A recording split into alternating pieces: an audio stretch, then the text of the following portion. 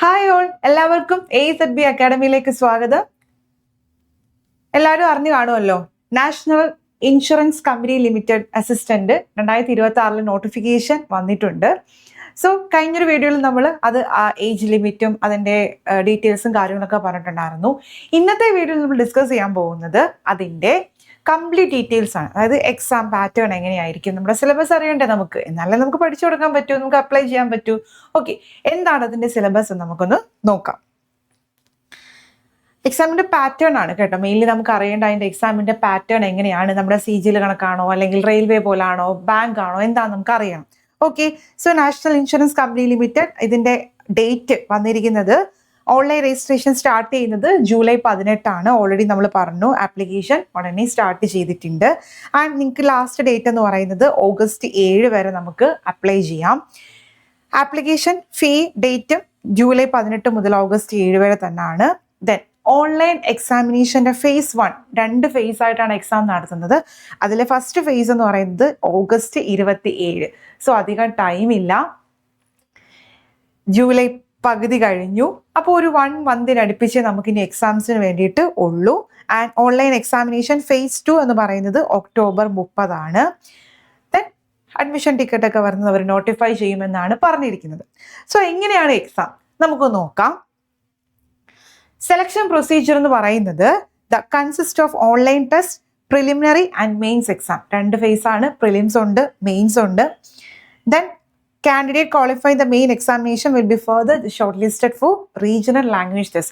So നമ്മുടെ SSC ഒക്കെ പോലെ തന്നെ phase 1 phase 2 ദെൻ പിന്നെ ഒരു സ്കിൽ ടെസ്റ്റ് എന്നതുപോലെ ഇവിടെ അവർ പറഞ്ഞിരിക്കുന്നത് റീജിയണൽ ലാംഗ്വേജ് ടെസ്റ്റ് ആണ്. സോ 3 phase ആയിട്ടാണ്, 3 ഘട്ടമായിട്ടാണ് ഈ എക്സാം നടക്കുക. അതിൽ ഫസ്റ്റ് phase പ്രിലിമിനറി phase അല്ലെങ്കിൽ ഓൺലൈൻ phase എന്ന് പറയുന്നത് ഒബ്ജക്റ്റീവ് ടൈപ്സ്, നമ്മുടെ OMR ആണ്. അതിൽ മൾട്ടിപ്പിൾ ചോയ്സ് ക്വസ്റ്റ്യൻ 100 മാർക്കിനാണ് എക്സാം. ആൻഡ് 60 മിനിറ്റ് ആണ് നിങ്ങൾക്ക് ഉള്ളത്. ഓക്കെ, അവിടെ നോക്കിക്കേ. സെലക്ഷനകത്ത് നമുക്ക് നമ്മുടെ സിലബസ് എങ്ങനെയൊക്കെയാണെന്ന് എന്തൊക്കെയാണ് ചോദിക്കുന്നത് നോക്കാം. ഫസ്റ്റ് 1 ഇംഗ്ലീഷ് ആണ്, second reasoning, third 1 quantitative aptitude. So maths, reasoning, English. GK നിങ്ങൾക്ക് ഇതിൽ ഇല്ല. ഓക്കെ, ഏകദേശം ബാങ്ക് പോലെ വരും അല്ലേ നോക്കുവാണെങ്കിൽ. അപ്പം മാത്സ്, റീസണിങ്, ഇംഗ്ലീഷ്, ഈ 3 കാര്യങ്ങളാണ് നിങ്ങൾക്ക് ഓൺലൈൻ എക്സാം phase 1 വരുന്നത്. ആൻഡ് ഓൾസോ ഒബ്ജക്റ്റീവ് ആണ് എല്ലാം. ക്വസ്റ്റ്യൻസ് എന്ന് പറയുന്നത് ഇംഗ്ലീഷ് 30, റീസണിങ് 35, കോണ്ട് 35. അപ്പോൾ റീസണിങ്ങിനും കോണ്ടും ആണ് കൂടുതൽ സ്കോർ വെയിറ്റേജ് വരുന്നത്. 35 മാർക്കിനാണ്, 35 ക്വസ്റ്റ്യനും ഉണ്ട്. ഇംഗ്ലീഷ് എന്ന് പറയുന്നത് വെറും 30 മാർക്കിനാണ്. And total 100 question 100 മാർക്കിനാണ്.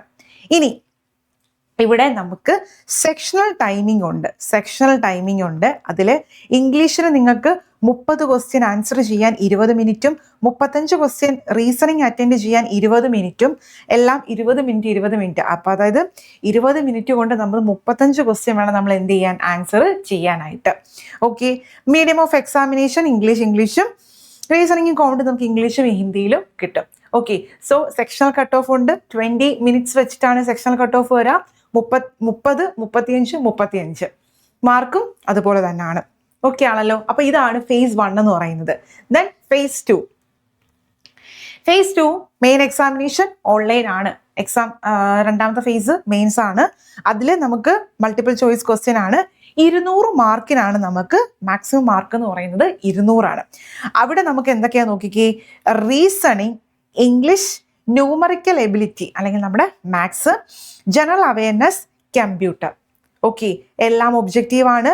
Reasoning 40 question, ഇംഗ്ലീഷും 40 ക്വസ്റ്റ്യൻ, മാത്സ് 40, GK 40, കമ്പ്യൂട്ടർ 40. എല്ലാം 40 ചോദ്യം വീതം 40 മാർക്കിനുമാണ് നമുക്ക് ചോദിക്കുന്നത്. ആൻഡ് സെക്ഷണൽ കട്ട് ഓഫ് അല്ലെങ്കിൽ സെക്ഷണൽ ടൈമിംഗ് എന്ന് പറയുന്നത് 30 മിനിറ്റ്. റീസണിങ്, ഇംഗ്ലീഷ്, മാത്സ്, ഇത് 3നും നിങ്ങൾക്ക് 30 മിനിറ്റ് ഉണ്ട്. GKക്കൊന്നും നമുക്ക് അധികം സമയം വേണ്ട. 40 ക്വസ്റ്റ്യൻ എഴുതാൻ 15 മിനിറ്റ് ആണ്. അതുപോലെ കമ്പ്യൂട്ടറിനും 15 മിനിറ്റ് ആണ് തരുന്നത്. ഓക്കെ അല്ലേ? അപ്പോൾ 30, 15. റീസണിങ്, മാത്സ്, ഇംഗ്ലീഷിന് നിങ്ങൾക്ക് 30 മിനിറ്റ് വീതവും GKക്കും കമ്പ്യൂട്ടറിനും 15 മിനിറ്റ് വീതമാണ് നിങ്ങൾക്ക് ടൈമിങ് വരിക. ടോട്ടൽ 2 മണിക്കൂറാണ് എക്സാം എന്ന് പറയുന്നത് 200 മാർക്കിന്. 2 മണിക്കൂർ 200 മാർക്കിനാണ്, 200 ക്വസ്റ്റ്യനും ഉണ്ട്. 1 മിനിറ്റ് വെച്ചിട്ട് ചെയ്യണം. Okay. Then medium of exam എന്ന് പറയുന്നത് ഇംഗ്ലീഷും ഹിന്ദിയും ഉണ്ട്. ഓക്കെ, നമ്മൾ ഇതിൻ്റെ ഏജ് ലിമിറ്റും കാര്യങ്ങളും എല്ലാം നമ്മൾ ഓൾറെഡി പറഞ്ഞ കാര്യമാണ്. ഇനി അപ്പോൾ ഫേസ് 1ഉം കഴിഞ്ഞു, ഫേസ് 2ഉം കഴിഞ്ഞു എങ്കിൽ നിങ്ങൾ ഇനി കാത്തിരിക്കാൻ പോകുന്നത് ഒരു റീജിയണൽ ലാംഗ്വേജ് ടെസ്റ്റാണ്. ഓക്കെ, അപ്പോൾ റീജിയണൽ ലാംഗ്വേജ് ടെസ്റ്റ് എന്ന് പറയുന്നത് candidate short listed in the online main exam will be subsequently called for regional language test.